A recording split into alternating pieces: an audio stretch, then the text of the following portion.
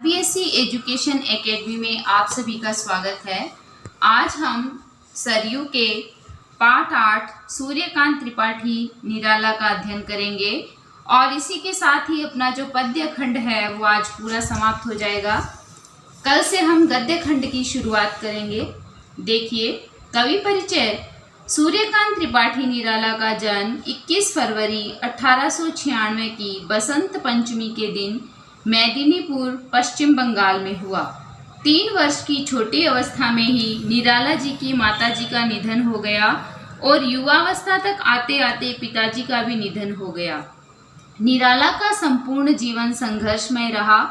इलाहाबाद से निराला जी की कई स्मृतियां जुड़ी रही। निराला जी का निधन 15 अक्टूबर 1971 को हुआ। छायावादी युग के 4 प्रमुख स्तंभों में से एक निराला हिंदी के मुक्त छंद के प्रवर्तक भी माने जाते हैं। निराला के प्रमुख काव्य संग्रह इस प्रकार है: अनामिका, परिमल, गीतिका, तुलसीदास, अणिमा, बेला, नए पत्ते, अर्चना, आराधना, गीत कुंज आदि। निराला का गद्य साहित्य भी काफी लोकप्रिय रहा है। पाठ परिचय में देखें। प्रस्तुत काव्यांश निराला की राम की शक्ति पूजा से संकलित है। इसमें अन्याय पर न्याय की, असत पर सत की, अधर्म पर धर्म की, रावणत्व पर राम की और अंततः निराशा पर आशा की विजय दिखलाकर सांस्कृतिक प्रतिमानों को प्रस्तुत किया है। यह कविता मानव मन के अंतर्द्वंद्वों की कथा है, जो मानव जीवन के अनवरत संघर्ष में विद्यमान जिजीविषा को व्यक्त करती है। प्रस्तुत कविता में राम रावण युद्ध, सत और असत की 2 विरोधी प्रवृत्तियों की टकराहट है। व्यक्ति को राम की तरह विपदा और संकटकालीन परिस्थितियों में अपने संगी मित्रों से परामर्श लेकर कठिनाइयों पर विजय प्राप्त करना चाहिए। सीता का अपहरण कर अट्टहास कर रहे रावण के साथ शक्ति को देख राम निराश हो जाते हैं, किंतु विभीषण, जांबवान, हनुमान आदि मित्रों की सलाह पर शक्ति की उपासना करते हैं। राम का यह संघर्ष विषमता और हताशा से त्रस्त मानवता को दानवता की शक्ति संपन्नता के विरुद्ध निरंतर संघर्ष करने की प्रेरणा देता है। पराजित होकर भी मानव को मन से हार स्वीकार नहीं करनी चाहिए। यही राम की शक्ति पूजा का आशावादी संदेश है। मूल पाठ है राम की शक्ति पूजा। इसमें आप देखिए, है अमानिशा उगलता गगन घन अंधकार, खो रहा दिशा का ज्ञान, स्तब्ध है पवन चार। अप्रतिहत गरज रहा पीछे अंबुधि विशाल, भूधर जो ध्यान मग्न केवल जलती मशाल। अमानिशा यानी अमावस की रात, घन घना, स्तब्ध चुप शांत, अप्रतिहत बेरोक टोक जिसे रोका न जा सके। अंबुधि कहते हैं समुद्र को, भूधर पर्वत, राघवेंद्र श्री राम, रिपुदम्य शत्रुओं का दमन करने वाला, श्रांत व्यथित, अयुत लक्ष्य, हजार लाख, दूराक्रांत बुरी तरह आक्रांत, विकल बेचैन। प्रस्तुत अवतरण जो है वो सूर्यकांत त्रिपाठी निराला के काव्य राम की शक्ति पूजा से संकलित कवितांश से लिया गया है। युद्ध में रावण का संहार न करने के कारण संशय की मनोदशा इसमें व्यंजित की गई है। इसमें देखिए, निराला कहते हैं, है अमानिशा यानी अमावस्या की अंधेरी रात है, उगलता गगन घन अंधकार, आकाश मानो घना अंधकार उगलता जा रहा है, खो रहा दिशा का ज्ञान, स्तब्ध है पवन चार। इसके अंतर्गत क्या हुआ है कि सघन अंधकार के कारण दिशाओं का ज्ञान नहीं हो पा रहा है और सब ओर से वायु का संचार भी एकदम रुका हुआ है। अर्थात कहने का अभिप्राय ये है कि अमावस के घने अंधकार से चारों ओर कुछ नहीं दिखाई दे रहा है।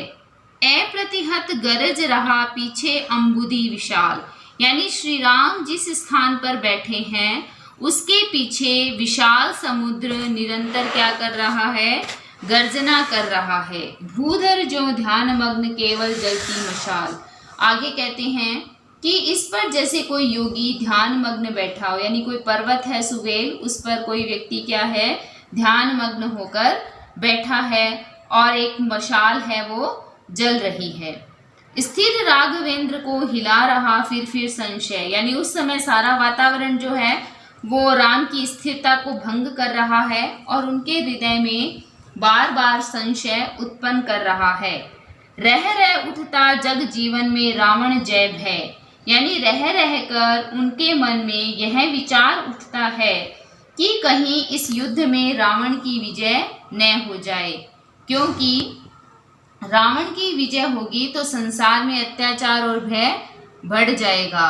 जो नहीं हुआ आज तक हृदय रिपुदम्य श्रांत, एक भी अयुत लक्ष्य में रहा जो दुराक्रांत। आगे इसमें कहा गया है, श्री राम सोचने लगे कि उनका हृदय कभी भी इस प्रकार अशांत नहीं हुआ। उनका हृदय सदैव शत्रुओं का क्या है, दुश्मनों का क्या है, दमन करता रहा है। यह हजारों लाखों की भीड़ के सामने भी कभी इस प्रकार हताश नहीं हुआ, परंतु आज ये हताश क्यों हो रहा है। कल लड़ने को हो रहा विकल वह बार बार, असमर्थ मानता मन उद्यत हो हार हार, यानी कल के युद्ध की आशंका से यह बार बार क्यों व्याकुल हो रहा है और बार बार स्वयं को असमर्थ या पराजित होने की आशंका से ग्रस्त क्यों हो रहा है। यानी कल रावण के साथ होने वाले युद्ध से यह मेरा मन इतना अशांत क्यों हो रहा है। यानी निराला ने जो है वो राम की मनोदशा का सुंदर चित्रण किया है। आगे देखो, कुछ क्षण तक रहकर मौन सहज निज कोमल स्वर, बोले रघुमणि मित्रवर विजय होगी न समर। इसके अंतर्गत देखो, युद्ध में रावण की शक्ति का विचार करते हुए संशयग्रस्त श्री राम ने जांबवान से जो कुछ कहा उसी का वर्णन है। कवि निराला वर्णन करते हैं कि श्री राम उस समय कुछ क्षणों तक मौन रहे, फिर सहज कोमल स्वर में बोले, हे प्रिय, इस युद्ध में हमारी विजय होगी कि नहीं। यह नहीं रहा नर वानर का राक्षस से रण, उतर पा महाशक्ति रावण से आमंत्रण। क्योंकि यह युद्ध केवल वानर सेना तथा राक्षसों का नहीं रहा, अपितु इस युद्ध में रावण के आह्वान पर महाशक्ति उसके पक्ष में उतर आई है। रावण से आमंत्रण, अन्याय जिधर उधर शक्ति, कहते छल छल हो गए नयन, कुछ बूंद पुनः ढलके दृगजल, रुक गया कंठ। आगे कहते हैं कवि कि ये कितने आश्चर्य एवं दुख का विषय है कि जिधर अन्याय है और जो अन्याय का आचरण कर रहा है, उस रावण की ओर से ही महाशक्ति युद्ध में उतरी है। ऐसा कहते हुए श्री राम के नेत्रों से अश्रुकण ढुलक गए, उनके नेत्र सजल हो गए तथा कंठ है अवरुद्ध हो गया। कहने का अभिप्राय यह है कि उनके गले से कुछ भी बोला नहीं गया। चमका लक्ष्मण का तेज प्रचंड, यह देखकर लक्ष्मण ने अपना प्रचंड आवेग व्यक्त किया। धस गया धरा में कपि गह, युगपद मसक दंड।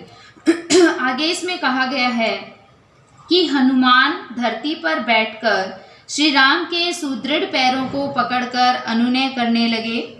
स्थिर जांबवान समझते हुए जो सकल भाव, जांबवान उस समय की सारी स्थिति को समझकर स्थिर और शांत रहे, यानी सारे मनोभावों को समझकर व्याकुल सुग्रीव हुआ उर्मे जो विषम घाव। सुग्रीव व्याकुल हो गए तथा उसके हृदय में विपरीत भाव भरने लगे। निश्चित सा करते हुए विभीषण कार्यक्रम, मौन में रहा यूं स्पंदित वातावरण विषम। तब विभीषण भी आगामी योजना का निश्चय करते हुए चुप रहे। इस प्रकार उस समय उस स्थान का वातावरण मुखर होते हुए भी चुप या शांत सा रहा। फिर देखो, निज सहज रूप में संयत हो जानकी प्राण, बोले आया न समझ में यह देवी विधान। रावण अधर्मरत भी अपना, मैं हुआ अपर, यह रहा शक्ति का खेल समर, शंकर शंकर। करता मैं योजित बार बार शरणी कर निशित, हो सकती जिनसे यह संस्कृति संपूर्ण विजित। जो तेज पुंज सृष्टि की रक्षा का विचार, है जिनमें निहित पतन घातक संस्कृति अपार। इसके अंतर्गत आप देखिए, यह जांबवान सुग्रीव आदि के समक्ष श्री राम का कथन है, जिसमें महाशक्ति द्वारा रावण का पक्ष लेने पर चिंता व्यक्त की गई है।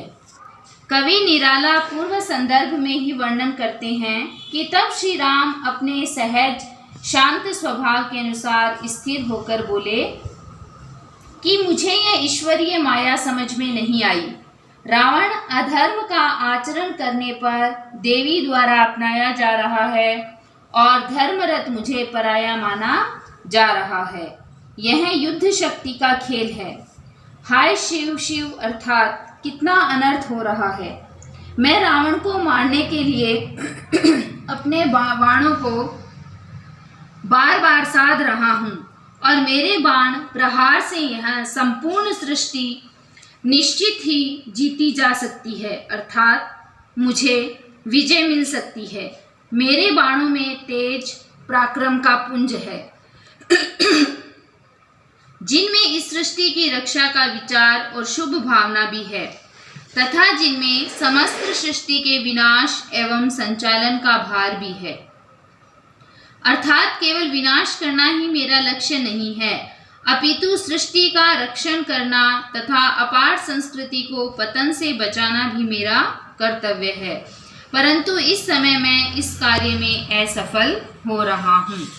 आगे देखिए, कहे खुए भानुकुल भूषण वहाँ मौन क्षण भर, बोले विश्वस्त कंठ से जामवान रघुवर, विचलित होने का नहीं देखता मैं कारण।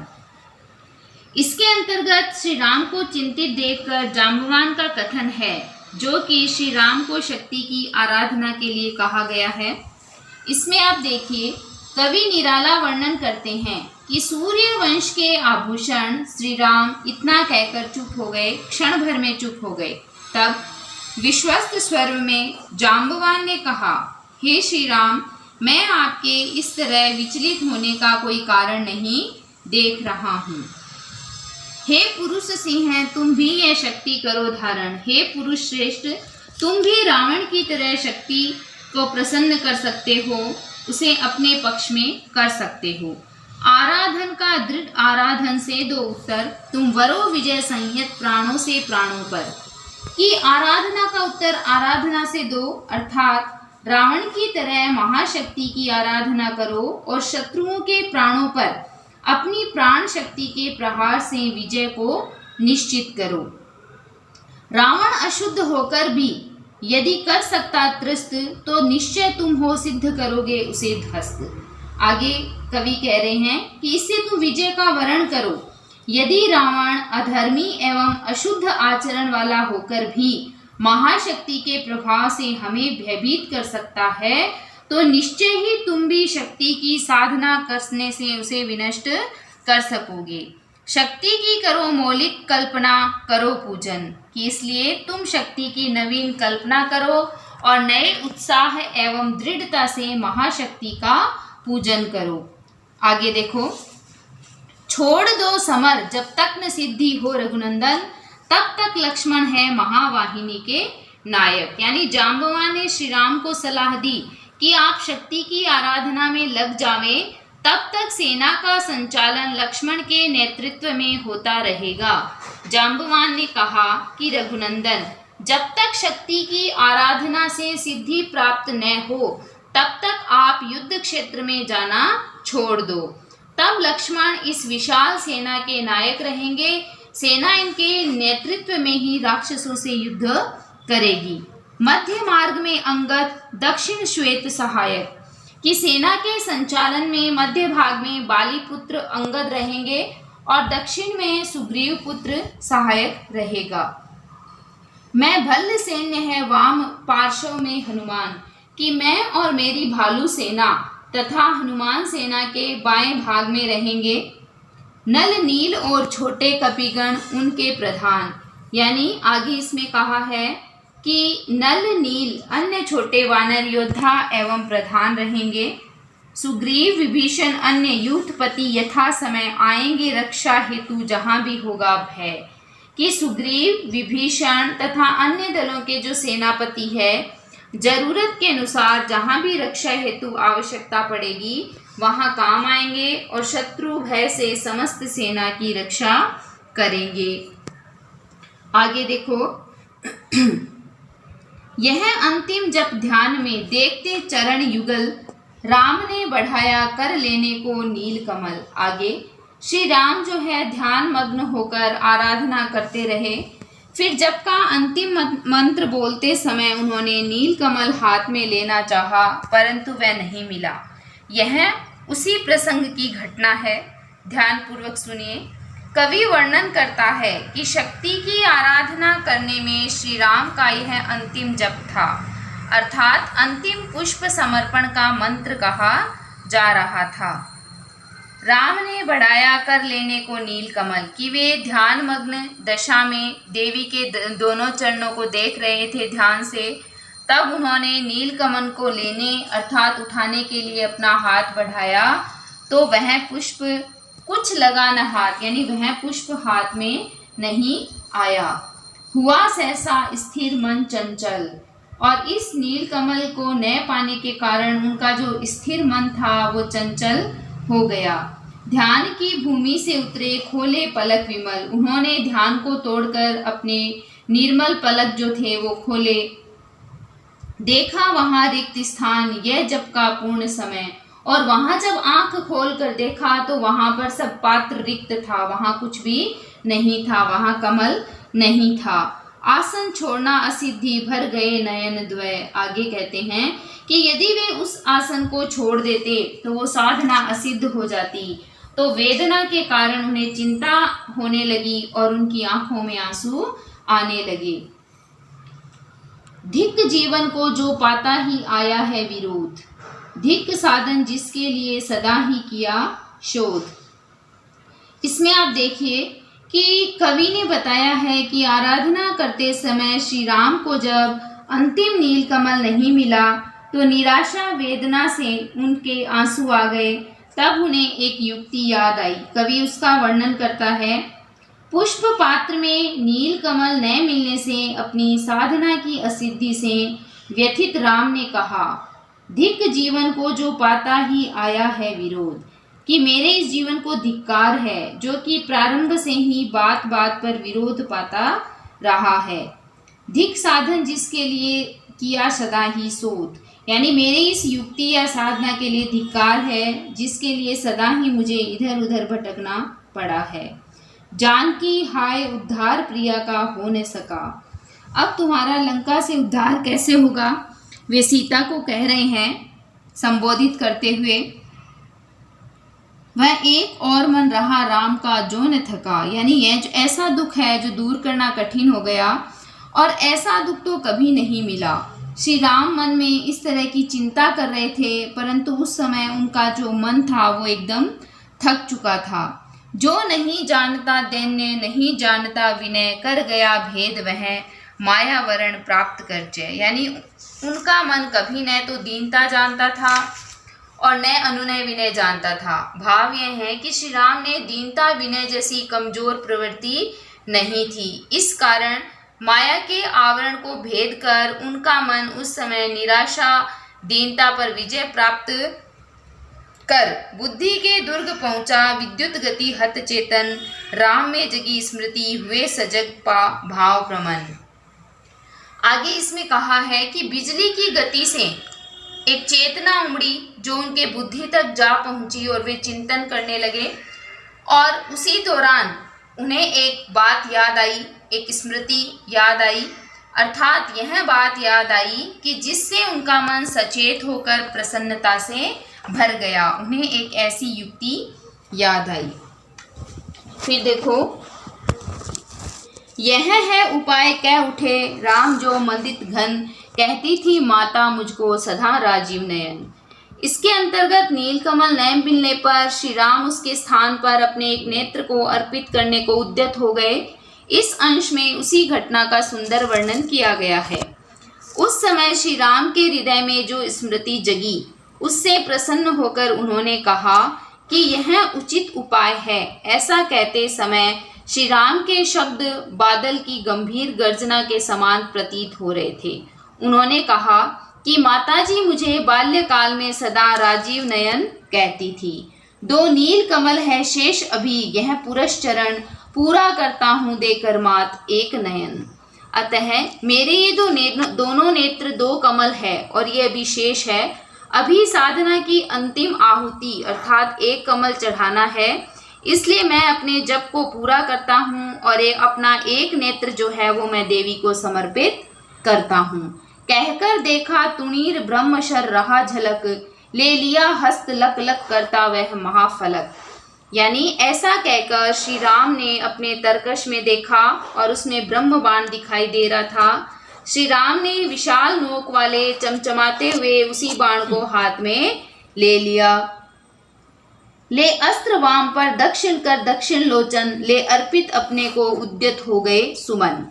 आगे कहा गया है कि तब बाएं हाथ में बाण लेकर तथा दाहिने हाथ में दाईं आंख पकड़कर वे प्रसन्नता से उसे पुष्प रूप में देवी को अर्पित करने को तैयार हो गए। फिर देखिए, जिस क्षण बंध गया भेदने को दृढ़ दृढ़ निश्चय, कांपा ब्रह्मांड हुआ देवी का त्वरित उदय। इसमें आप देखिए कि जो ही श्री राम ने अपना नेत्र निकालना चाहा तभी देवी दुर्गा अवतरित हुई और उसने श्री राम का हाथ थाम लिया। तो कवि वर्णन करते हुए कहते हैं कि जिस क्षण श्री राम ने अपने दाहिने नेत्र को भेदने का दृढ़ निश्चय किया और ब्रह्म बाण से नेत्र निकालना चाहा, उस समय सारा ब्रह्मांड कांपा और दुर्गा देवी शीघ्रता से अवतरित हुई। देखो राम ने सामने श्री दुर्गा भास्वर, वाम पद असुर स्कंद पर रहा दक्षिण हरि पर। साधु साधु साधक धीर, धर्म धन धन्य धान, कह लिया भगवती ने राघव का हस्त थाम। यानी भगवती ने कहा कि रुको हे धैर्यशील साधक, धर्म रूपी धन का रक्षण करने में समर्थ राम, तुम साधुवाद के पात्र हो। ऐसा कहकर देवी ने श्री राम का हाथ थाम लिया, अर्थात बाण से प्रहार करने वाले हाथ को पकड़ लिया। फिर देखो, वाम पद असुर स्कंद पर रहा दक्षिण हरि पद पर, ज्योतिर्मय रूप हस्तदर्श विविध अस्त्र सज्जित, मंद स्मित मुख लख हुई विश्व की श्री लज्जित। आगे इसमें देखिए कि उस समय देवी ने अपना बायां पैर राक्षस के कंधे पर, दाहिना पैर अपने वाहन सिंह के ऊपर रखा था। उसका स्वरूप अतीव तेज कांति से मंडित था।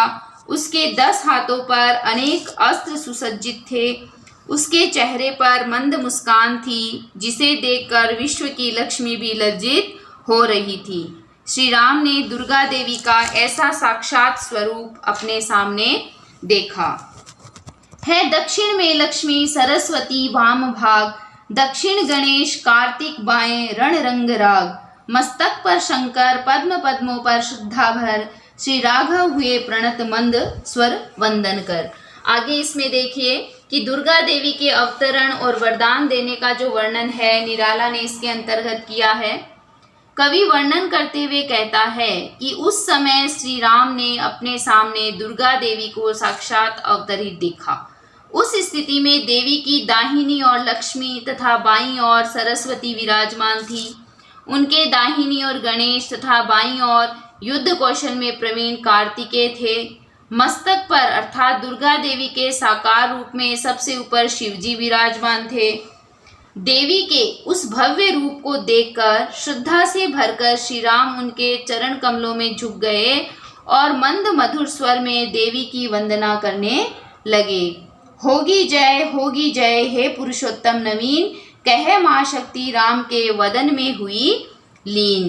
तब देवी ने आशीर्वाद रूप में कहा कि हे पुरुषोत्तम श्री राम, तुम्हारी जय होगी, तुम्हें युद्ध में विजय अवश्य मिलेगी। ऐसा कहकर महाशक्ति श्री राम के मुख में लीन हो गई, अर्थात उनके चेहरे में समा गई। इस प्रकार कवि ने अपने शब्दों के माध्यम से राम की पूजा और शक्ति ने जो राम को आशीर्वाद दिया, यानी आस्थावादी चेतना का इसमें वर्णन किया है और प्रतीक रूप में भी इसमें दर्शाया गया है। स्वाभाविक अलंकारों का इसमें प्रयोग किया गया है और शब्दावली जो है वो तत्सम प्रधान एवं भावानुकूल है और इसके अंतर्गत गुण जो है वो ओज गुण का और प्रसाद गुण का समावेश किया गया है।